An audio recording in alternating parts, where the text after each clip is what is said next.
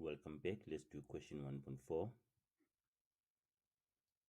The diagram shows the graphs of g of x and f of x, r and s are the x-intercepts of g, and t is the y-intercept of g.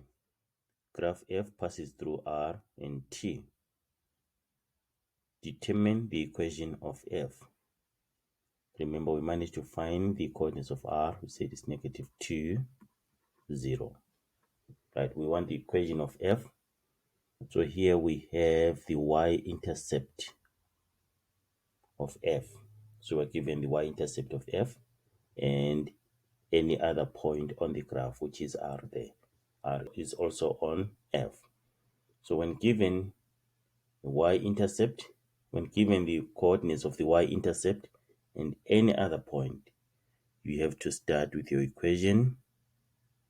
F of x is equal to ax plus q, or even y is equal to mx plus c. You can use that. Right. Know that q is the y coordinate of the y-intercept. So it means q is 8.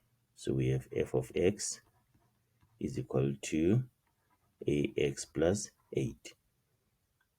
You can substitute this other point that we're given. Y is 0 and x is -2. So where there's y, we put 0, or where there's f of x, we put 0, and then where there's x, we put -2.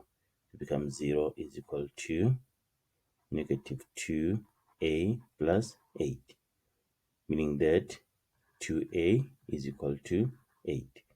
And then we can divide by 2 on both sides of the equation. A is equal to 4.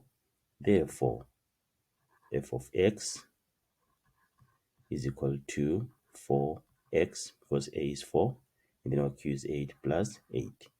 We've managed to find the equation of f.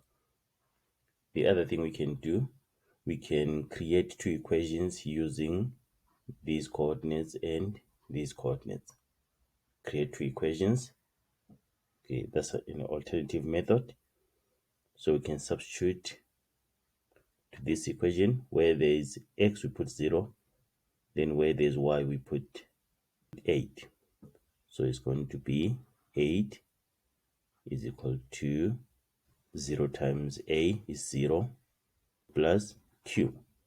If x is 0, you just 0 times a is 0. So it means q is equal to 8. And then equation 2, where there's x, we put -2. Where there's y, we put 0.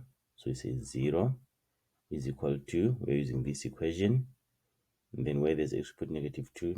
-2a plus q. But we managed to get our q here. So this one was equation 1. Then this one is equation 2. So we can substitute 1 into 2 because q is 8 here. So it becomes 0 is equal to -2a plus 8. And then we get that a is equal to 4, just the same way. We got that. You see that? So we're getting the same thing. Therefore, f of x is equal to, our a is 4, and then our q is 8. Getting the same thing. So you also create two equations and solve them simultaneously. That's another way of doing it.